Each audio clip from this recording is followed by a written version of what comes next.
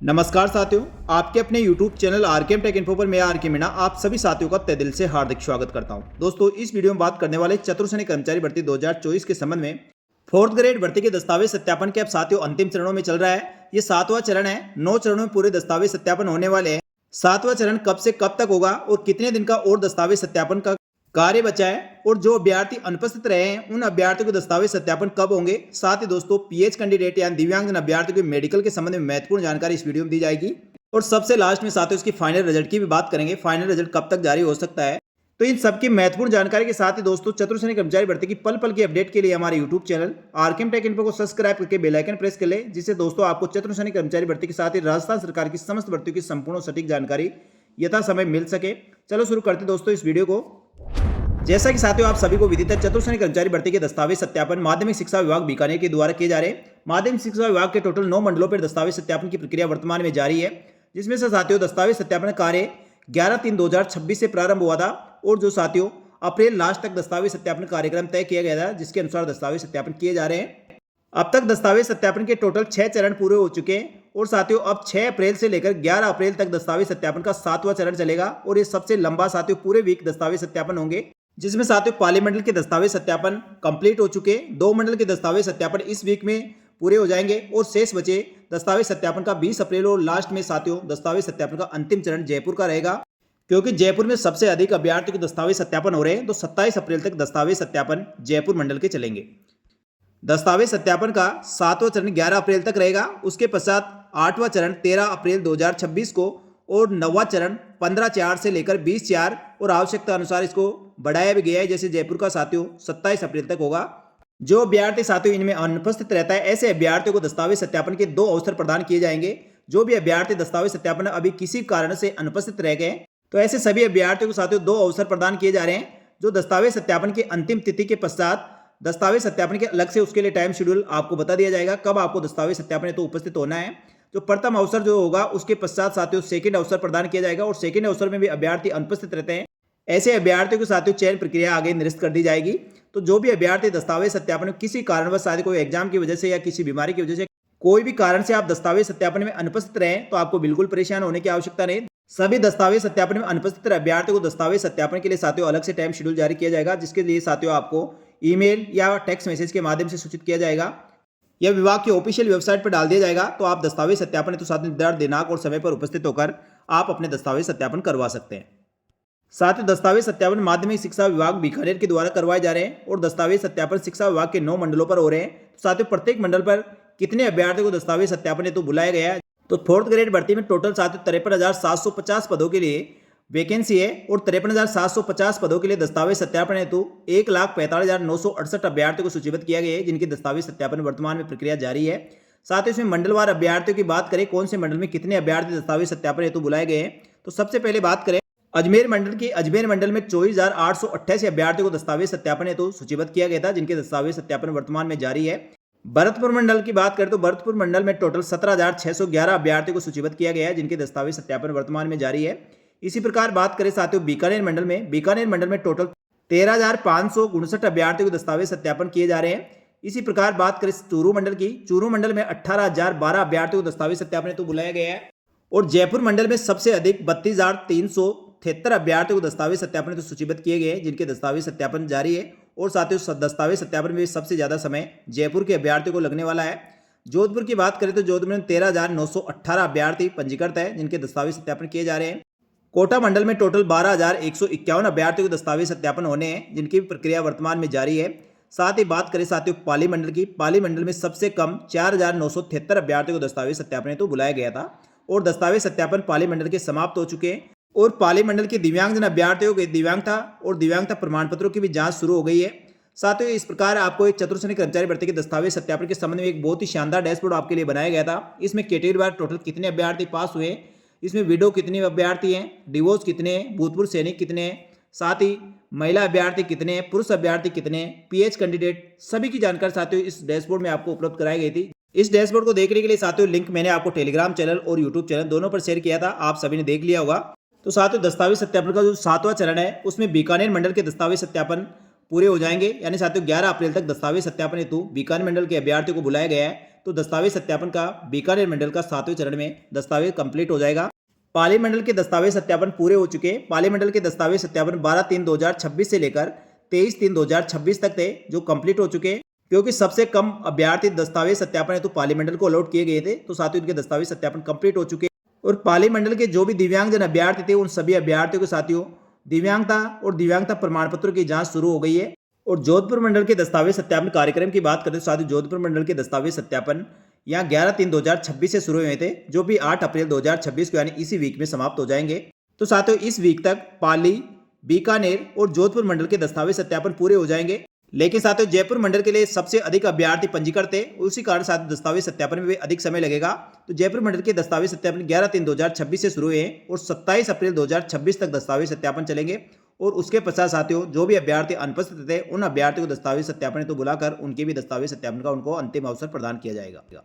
तो बाकी जो साथियों दस्तावेज सत्यापन के जो मंडल बचे हैं, उनके साथियों 20 अप्रैल के आसपास दस्तावेज सत्यापन पूरे होंगे। इस प्रकार साथियों पूरे दस्तावेज सत्यापन 27 अप्रैल तक समाप्त हो जाएंगे। लेकिन साथियों सभी मंडलों पर जो दस्तावेज सत्यापन में अनुपस्थित रहे अभ्यर्थियों को दस्तावेज सत्यापन के 2 अवसर प्रदान किए जाएंगे। और वह कितने अभ्यर्थी अनुपस्थित रहते हैं उस पर निर्भर करेगा। तो साथियों उनका कार्यक्रम जारी होने और उनके दस्तावेज सत्यापन पूरा करने में भी आप मान के चलिए 10 मई तक के दस्तावेज सत्यापन में समय लग सकता है। 10 मई तक दस्तावेज सत्यापन पूरे कंप्लीट कर लिए जाएंगे, यानी दस्तावेज सत्यापन का पूरा कार्य आपका 10 मई तक समाप्त हो जाएगा। फिर बचेगा साथियों दस्तावेज सत्यापन के दिव्यांगजन अभ्यर्थियों के दिव्यांगता और दिव्यांगता प्रमाण पत्रों के संबंध में। सो साथियों बीकानेर मंडल के द्वारा दिव्यांगजन अभ्यर्थियों के दिव्यांगता परीक्षण का कार्य शुरू हो गया है, जो 23/3/2026 से लेकर 2 जून 2026 तक का समय दिया गया है। जिसमें बीकानेर मंडल में जो भी दिव्यांगजन अभ्यर्थी है, उन सभी अभ्यर्थियों को दिव्यांगता और दिव्यांगता प्रमाण पत्रों की जांच की जा रही है। तो साथ ही निर्धारित समय और दिनांक पर उपस्थित होकर अपनी दिव्यांगता की जांच करवा ले। और दिव्यांगता की जांच है तो कौन कौन से डॉक्यूमेंट्स की आवश्यकता होगी, तो सभी साथियों जानकारी आपको हमारे पिछले वीडियो में दी थी। और इसमें आपको बिल्कुल दिशा निर्देश बीकानेर और पाली मंडल के जो जारी हुए उसमें बता रखा है। तो सभी पीएच कैंडिडेट को मेडिकल परीक्षण के समय साथियों जो आदेश जारी हुआ वो आदेश की प्रति आपको लेकर जानी है। 5-6 फोटो आपको पासपोर्ट साइज की फोटो आपको साथ लेकर जानी है। और पूरी फोटो भी आप लेकर जाए जिसमें आपकी दिव्यांगता दिखती हो। साथ ही मूल आधार कार्ड और पुराना दिव्यांगता प्रमाण पत्र की छाया प्रति और ओरिजिनल आपको लेकर जाना है। साथ ही दिव्यांगता की जांच है तो साथियों 300 रुपये नगद आपको वहाँ के जो काउंटर होगा यानी हॉस्पिटल के काउंटर पे आपको जमा कराना, उसकी रिसिप्ट भी आपके पास होने जरूरी है। इसी प्रकार साथियों ऑर्डर पाली मंडल का भी जारी हुआ था। पाली मंडल के भी दिव्यांगजन अभ्यर्थियों के दिव्यांगता प्रमाण पत्रों की जांच 23 मार्च से शुरू हुए हैं, जो साथियों जून माह तक चलेंगे।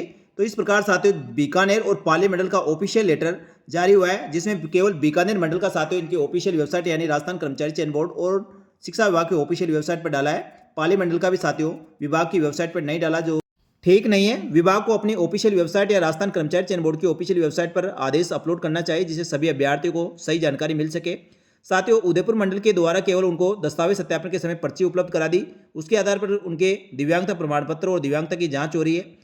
तो इस प्रकार बीकानेर मंडल, पाली मंडल और उदयपुर मंडल के दिव्यांगजन अभ्यर्थियों की दिव्यांगता की जांच शुरू हो गई है। और साथ ही बात करें साथियों चूरू मंडल की, तो चूरू मंडल की जो खबर मिल रही है 6 अप्रैल से आपके दिव्यांगता प्रमाण पत्र और दिव्यांगता की जांच होगी, जिसके लिए अभ्यर्थियों को साथियों मैसेज और ईमेल के माध्यम से सूचित किया गया है। यहाँ साथियों पेपर कटिंग में आपको देखा होगा चूरू मंडल के दिव्यांगजन अभ्यर्थियों की दिव्यांगता की जांच हेतु अस्पताल में 6 अप्रैल से लेकर 27 अप्रैल तक का टाइम शेड्यूल जारी किया गया है। और चूरू के डीबीएच अस्पताल में आपके दिव्यांगता की जांच होगी, जहां 18 दिन में आपको 1406 दिव्यांगजन अभ्यर्थियों का मेडिकल परीक्षण किया जाएगा। यानी साथियों एक दिन में लगभग 40 अभ्यर्थियों को दिव्यांगता परीक्षण हेतु बुलाया जा रहा है। चतुर्श्रेणी कर्मचारी भर्ती परीक्षा के जो चूरू मंडल के अभ्यर्थी हैं उनके दस्तावेज सत्यापन काम वर्तमान में जारी है। वहीं दिव्यांगजन अभ्यर्थियों का मेडिकल वेरिफिकेशन भी होना है। शिक्षा विभाग की भर्ती परीक्षा में चयनित 1406 दिव्यांगजन अभ्यर्थियों की सूची चिकित्सा विभाग को सौंपी गई थी। चिकित्सा विभाग द्वारा ये काम सीएमएचओ के अधीन जिला अस्पतालों में किया जाना है।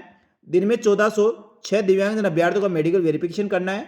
अस्पताल अधीक्षक इसके लिए मेडिकल बोर्ड का गठन कर दिया है, जो 6 अप्रैल से लेकर 27 अप्रैल तक इसका पूरा टाइम शेड्यूल रहेगा, जिसमें दिव्यांगजन अभ्यर्थियों को दिव्यांगता की जांच की जाएगी। तो 27 अप्रैल तक जो मेडिकल परीक्षण होगा उसमें साथियों एक दिन में लगभग 40 अभ्यर्थियों को मेडिकल परीक्षण के लिए बुलाया जा रहा है। ये चूरू मंडल की खबर है। तो साथियों चूरू मंडल के अभ्यर्थियों के पास आपके टेक्स्ट मैसेज या ईमेल के माध्यम से आपको सूचित कर दिया गया है। तो सभी अभ्यर्थी अपना ईमेल और टेक्स्ट मैसेज आप चेक कर ले और निर्धारित दिनांक और समय पर उपस्थित होकर अपनी दिव्यांगता की जांच करवाएं। तो साथियों चूरू मंडल के जो भी अभ्यर्थी इस वीडियो को देख रहे हैं, आप कमेंट करके बता सकते हैं आपको किस माध्यम से टेक्स्ट मैसेज या ईमेल के माध्यम से किस प्रकार से सूचना प्राप्त हुई है। इसी प्रकार साथियों खबर अजमेर मंडल की भी आ गई है अजमेर मंडल में टोटल 1910 अभ्यर्थी है जिनका मेडिकल परीक्षण किया जाएगा और जेएलएन अस्पताल में आपकी दिव्यांगता की जांच की जाएगी, जिसमें 15 से 20 जांचें एक दिन में संभव है, ऐसा अस्पताल प्रशासन द्वारा बताया जा रहा है। और साथियों इस प्रकार यदि साथियों कम अभ्यर्थियों की दिव्यांगता की जांच होगी तो दिव्यांगता के मेडिकल वेरिफिकेशन में पेच फंस जाएगा और चतुर्थ श्रेणी कर्मचारी भर्ती का परिणाम जो आएगा उस पर भी इसका सीधा सीधा असर पड़ेगा। राजस्थान कर्मचारी चयन बोर्ड द्वारा आयोजित चतुर्थ श्रेणी कर्मचारी भर्ती 2024 का अंतिम परीक्षा परिणाम जारी होने में 6 महीने से अधिक का समय लग सकता है। मुख्य कारण इसका बताया जा रहा है अजमेर सहित कई जिलों में दिव्यांगजन अभ्यर्थियों को मेडिकल सत्यापन का काम शुरू न हो पाना है। साथ ही अजमेर के जेएलएन अस्पताल की बात करें तो 1910 दिव्यांगजन अभ्यर्थियों की दिव्यांगता की जांच होगी, लेकिन अस्पताल में अत्यधिक कार्यभार और विभाग के पास चल रहे पत्राचार के कारण अब फाइनल शेड्यूल तय नहीं हो पाया है। हैरान की बात यह है कि कुल 1910 दिव्यांगजन अभ्यर्थी है और अस्पताल प्रशासन में एक दिन में 15 से 20 अभ्यर्थियों को बुलाने की स्थिति में यदि महीने में 25 वर्किंग डे माने जाए तो केवल मेडिकल परीक्षण की प्रक्रिया पूरी होने में 5 महीने का समय लग सकता है। इस प्रकार बोर्ड ने सीधे मेडिकल विभाग के बजाय शिक्षा विभाग के माध्यम से सत्यापन की व्यवस्था की है। अस्पताल ने मांगी चयनित सूची, विभाग बोला हम सिर्फ वेरिफिकेशन करते हैं। तो साथियों ये बहुत बड़ी खबर है क्योंकि मेडिकल बोर्ड के द्वारा गठन के पश्चात जेएलएन अस्पताल और शिक्षा विभाग के बीच पेच फंसा हुआ है। अस्पताल के अधीक्षक डॉक्टर अरविंद खरे का कहना है कि अस्पताल पहले से ही 500 पुराने दिव्यांगजन अभ्यर्थियों की दिव्यांगता की ओर जांच की जा रही है, जिसमें हाल ही पटवारी कांस्टेबल भर्ती के अभ्यर्थियों की जांच का भारी दबाव है। अस्पताल में केवल चयनित अभ्यर्थियों की सूची मांगी है ताकि काम कम हो सके। और वहीं संयुक्त निदेशक डॉक्टर महावीर कुमार शर्मा ने स्पष्ट किया कि चयन का कार्य बोर्ड का है, विभाग का नहीं। निदेशालय के अनुसार दस्तावेज सत्यापन के लिए बुलाए गए 24,888 अभ्यर्थियों से 1900 दिव्यांगजन अभ्यर्थियों की मेडिकल जांच अनिवार्य है। तो साथियों ये अस्पताल का कहना भी सही है, यदि जो चयनित अभ्यर्थियों के यदि मेडिकल परीक्षण करवाया जाता है तो बहुत कम समय में आपका मेडिकल परीक्षण हो सकता है। लेकिन साथियों यहाँ पदों के लगभग 5 से 10 गुना अभ्यर्थियों को दिव्यांगता की जांच हेतु बुलाया गया है, जिस कारण से इसमें दिव्यांगता की जांच में समय अधिक लगेगा।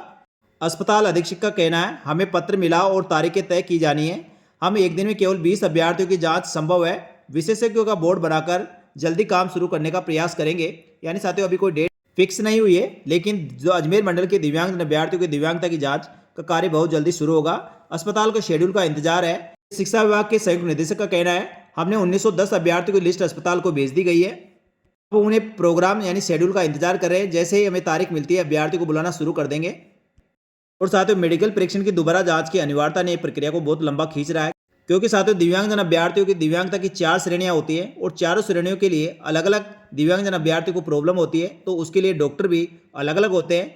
इसलिए दिव्यांगजन अभ्यर्थियों की जो दिव्यांगता की जांच होती है उसका जो मेडिकल बोर्ड गठित होता है उसमें सभी दिव्यांगजन अभ्यर्थियों की जांच हेतु जो साथियों विशेषज्ञ डॉक्टर होते हैं उनको शामिल किया जाता है और सभी विशेषज्ञ डॉक्टर उपलब्ध होना जरूरी है। इस कारण साथियों दिव्यांगजन अभ्यर्थियों दिव्यांगता की जांच में समय लगता है। और साथियों चतुर्थ श्रेणी कर्मचारी भर्ती में टोटल दिव्यांगजन अभ्यर्थी 12,214 अभ्यर्थी है जिनकी दिव्यांगता की जांच संबंधित मंडल के जिला अस्पतालों में किए जाएंगे। तो साथियों काफी समय इसमें लगेगा। वैसे साथियों जो 2-3 मंडल जिन्होंने टाइम शेड्यूल जारी किया गया है उन्हें जून माह तक का समय दिया है। केवल चूरू मंडल है जिसमें साथियों 27 अप्रैल तक आपके दिव्यांगजन अभ्यर्थियों की दिव्यांगता की जांच हो जाएगी।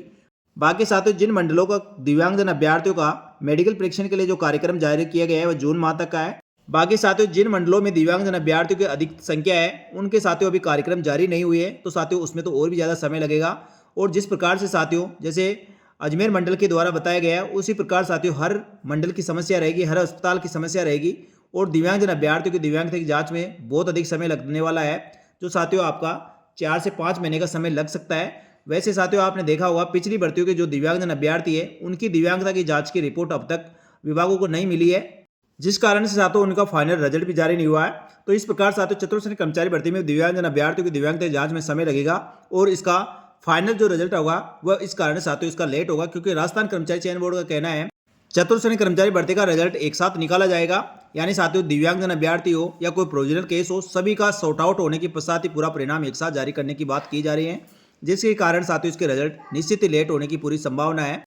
तो साथियों ये थी चतुर्थ श्रेणी कर्मचारी भर्ती के संबंध में महत्वपूर्ण जानकारी। ये जानकारी आपको अच्छी लगी तो वीडियो को लाइक जरूर करें और इस भर्ती के संबंध में किसी प्रकार का कोई और भी आपका सवाल है तो साथियों आप कमेंट कर सकते हैं, आपके सवालों के जवाब देने का प्रयास किया जाएगा।